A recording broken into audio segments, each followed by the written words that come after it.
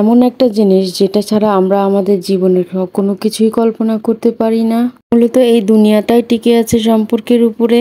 আর সেই সম্পর্কটা হতে পারে খারাপ বা ভালো। একটা সম্পর্ক কিন্তু এক এক রকম হয়ে থাকে।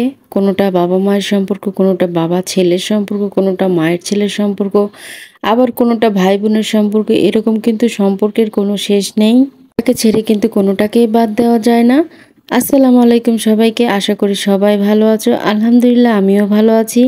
আর এই সম্পর্কগুলোর কথা বললাম কারণ নাশওয়ানের বাবা আর নাশওয়ান যখন নামাজ পড়তে যাচ্ছিল তাদেরকে অনেক ভালো লাগতেছিল দেখে। এটা তো তোমরা ইন্ট্রো দেখেই বুঝে গেছো।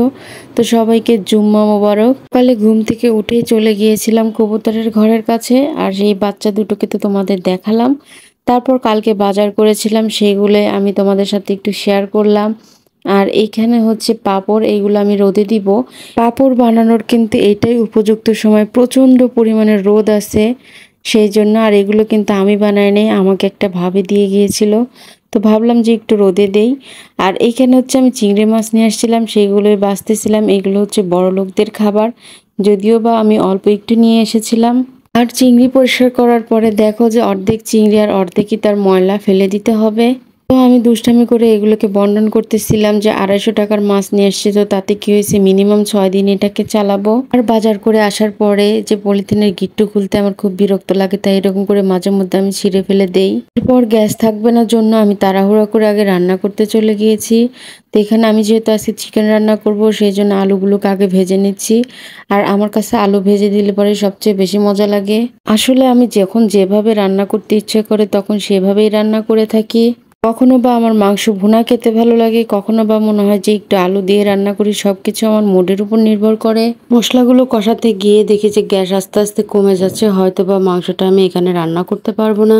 এই তো আমার দুষ্টু বুড়াটা এখানে বসে বসে খেলতেছে। আমি সব প্যাকেটগুলো ফেলে দিয়েছি আর সেগুলো সব একসাথে সে জমা করে খেলছে। আর নাশওয়ানের বাবা আমার কাজে হেল্প করতেছিল একটু, কারণ সকালবেলা উঠে লেবু পানি খেতে গেলে পরে লেবু চিপাটা খুব বিড়ম্বনা লাগে। সেই জন্য একসাথে লেবু চিপে রেখে দিচ্ছি। এগুলো আমি ফ্রিজে রেখে ডিপ করে রাখবো। আর এখানে হচ্ছে আমি মুরগিগুলো সব দিয়ে দিলাম, দিয়ে এগুলোকে ভালো করে কষাবো। আর কষাতে গিয়ে দেখি যে গ্যাস শেষ হয়ে গিয়েছে।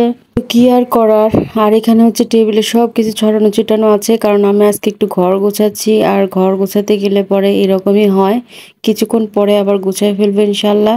ভেবেছিলাম তাড়াহুড়া করে রান্না করে নিই, তারপরে কাজ করব, কিন্তু যেহেতু মাঝপথে গ্যাস চলে গেল, এখন কি করব বুঝতেছি না। তো পরে মনে পড়লো যে ইলেকট্রিক চুলা আছে, ওইটাতেই রান্না করি। তো এখানে হচ্ছে আমি ঝুড়ির মধ্যে সব কিছু গুছিয়ে রাখতেছিলাম। এখন জেলে খেতে অনেক পছন্দ করে, সেজন্য একটা জেলেও নিয়ে নিয়েছিলাম। তো এই তো ইলেকট্রিক চুলায় আমি মাংসটা ট্রান্সফার করে দিলাম। আর দোয়া করতেছিলাম আল্লাহ কারেন্ট যেন না যায়, কারণ আজকে শুক্রবারের দিন রান্নাটা একটু তাড়াতাড়ি না হলে কি হয় বলো। তো মাংসটা যখন কষানো কষানো ভাব এসেছে, তখন আমি এর মধ্যে আলুগুলো দিয়ে দিয়ে সুন্দর করে একটু নাড়াচাড়া করে কিছুক্ষণ পরে পানি দিয়ে দিব। এরপর আমি টেবিলটা গুছিয়ে নিলাম, এই যে তোমরা দেখতেই পারতেছো।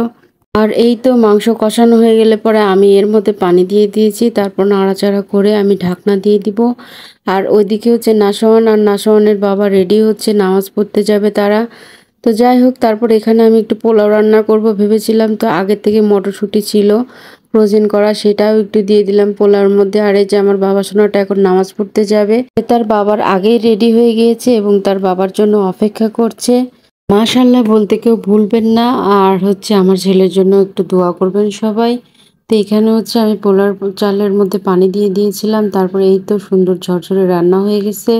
তো তারপরে হচ্ছে আমি প্লেট সুন্দর করে সাজিয়ে একটা পিক নিয়ে নিয়েছি। পিক নেওয়ার পরে আমি হচ্ছে আমার পছন্দের মধ্যে মাংসের পিসগুলো নিচ্ছিলাম। মানে আমার কাছে এই যে শক্ত মুরগির স্কিনটা অনেক মজা লাগে, কার কাছে কেমন লাগে জানি না, আমার কাছে অনেক ভালো লাগে। তারপর মনে হলো যে একটা পাকনাও নিয়ে নেই। আজকের মতো এতটুকুই, তোমরা সবাই ভালো থেকো, আল্লাহ হাফেজ।